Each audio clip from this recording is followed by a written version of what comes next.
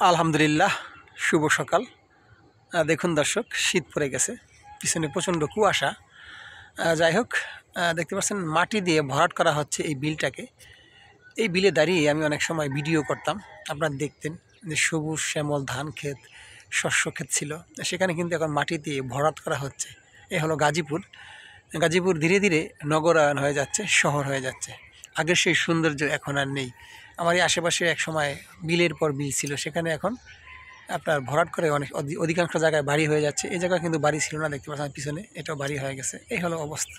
তার মানে আমরা সবুজ শ্যামল পৃথিবী ছেড়ে এখন আস্তে আস্তে নগরায়ন শহর আয়নের দিকে চলে যাচ্ছি, যেখানে আমাদের অস্বস্তি। আসলে প্রকৃতি ভালো লাগে, কিন্তু প্রকৃতি একসময় হয়তো থাকবে না। এই প্রকৃতিকে আমরা ধ্বংস করে মানুষের বাড়ি বানাচ্ছি, ঘর বানাচ্ছি। এই হলো সৌন্দর্য হারিয়ে কেমন যেন খটখটে একটা প্রকৃতি হয়ে যাচ্ছে। যাই হোক, সকালবেলা কারাই ঘুম থেকে উঠতে পেরেছেন কমেন্টে লিখে জানাবেন।